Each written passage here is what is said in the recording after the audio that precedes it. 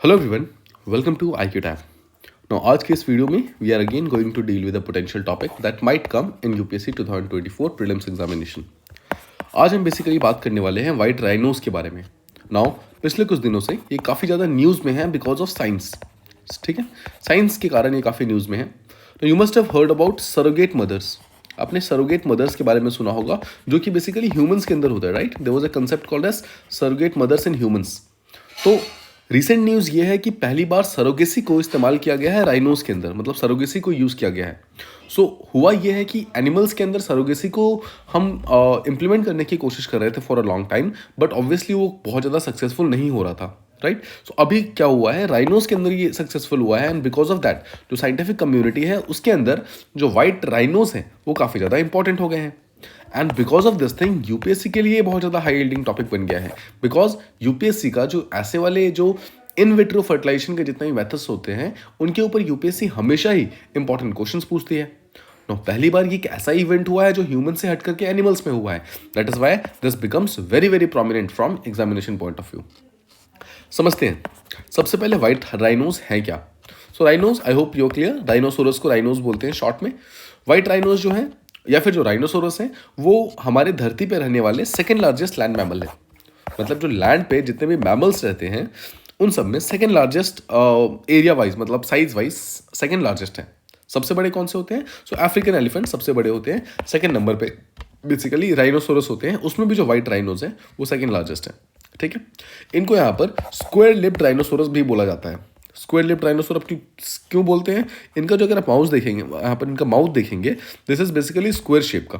Because of that इनको square shaped rhinoceros बोला जाता है। और ये राइनोस की जितनी भी सब स्पीसीज है उनमें सबसे कॉमन है वाइट राइनोस। ठीक है, IUCN में ये नियर थ्रेटेंड है। नियर थ्रेटेंड बेसिकली काफ़ी मतलब इनकी पॉपुलेशन डिक्लाइन तो हो रही है, बट अभी भी है, पॉपुलेशन ठीक ठाक है, but still we are seeing witnessing a decline in the population.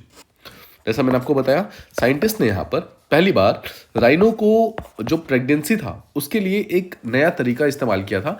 Surrogacy use करना चाह रहे थे, सरोगेसी को टेस्ट करना चाह रहे थे एनिमल्स में।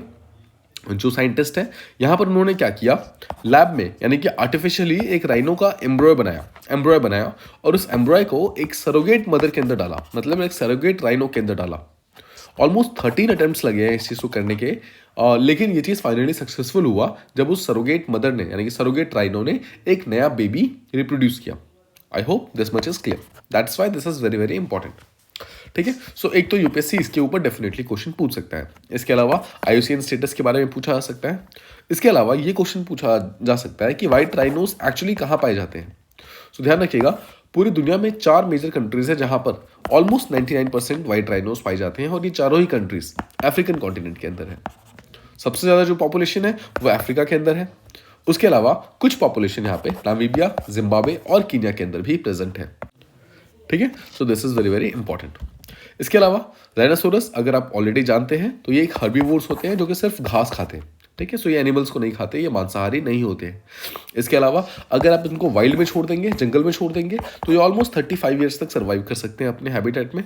और अगर आप इनको पकड़ के रखते हैं, जू में रखते हैं, आप इनको प्रॉपर खाना वगैरह प्रोवाइड करते हैं, तो इनकी उम्र जो है ऑलमोस्ट 40 साल तक रह सकती है, मतलब 40 साल तक ये जिंदा रह सकते हैं। तो एक इंपॉर्टेंट चीज़ जो यूपीएससी पूछ सकता है वो ये है कि जो फीमेल राइनोज होती हैं वो हर 2 से 3 साल में बेसिकली रिप्रोड्यूस करती हैं, जहां पर एक बार में वो एक सिंगल बच्चा पैदा करती हैं। और जो उनका गेस्टेशन पीरियड होता है वो ऑलमोस्ट 16 महीनों का होता है। गेस्टेशन पीरियड का सीधा सा मतलब क्या है? सिंपल वर्ड्स में गेस्टेशन पीरियड का मतलब होता है कि जब प्रेग्नेंट हुई, मतलब वो राइनोसोरस प्रेग्नेंट हुई, तब से लेकर के जब बच्चा जब डिलीवर होता है उसके बीच का जो पीरियड है उसे कहते हैं गेस्टेशन पीरियड, और वो ऑलमोस्ट 16 महीनों का होता है राइनोसोरस के अंदर।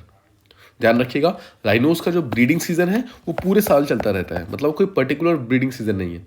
लेकिन फिर भी जब एक प्रॉपर एक माइक्रोस्कोपिक तरीके से चेक किया गया तो जो साउथ अफ्रीकन रीजन है, जितने भी अफ्रीका में जो साउथ में जितने भी कंट्रीज हैं, उनमें जो ब्रीडिंग रीजन है, ब्रीडिंग मंथ्स हैं, वो पीक पे रहते हैं अक्टूबर से दिसंबर के बीच में, और ईस्टर्न अफ्रीका में फरवरी से जून के बीच में वो पीक पे रहते हैं। ठीक है, so I hope it is clear. Breeding but आप ध्यान रखिएगा पूरे साल होती है। साउथ अफ्रीका में अक्टूबर से दिसंबर में सबसे ज़्यादा होती है, और ईस्ट अफ्रीका में फरवरी से जून के बीच में सबसे ज़्यादा होती है, बट होती पूरे साल है, और 16 महीनों का गेस्टेशन पीरियड है। This is very important. एक बार ऑलरेडी गेस्टेशन पीरियड के ऊपर क्वेश्चन आ चुका है एलिफेंट्स के, राइनोसोरस के भी क्वेश्चन आ सकता है। ठीक है। So I hope this much is clear. ये क्वेश्चन ये पर्टिकुलर टॉपिक जो है यूपीएससी पॉइंट ऑफ व्यू से काफ़ी ज़्यादा इंपॉर्टेंट है। Please keep it revising. जितनी ज़्यादा बार आप रिवाइज करेंगे उतने ही अच्छे तरीके से आपके कंसेप्ट यहाँ पर क्लियर होंगे। That's all from this particular video. If you like this video, please do like, share and subscribe, and thank you so much for listening.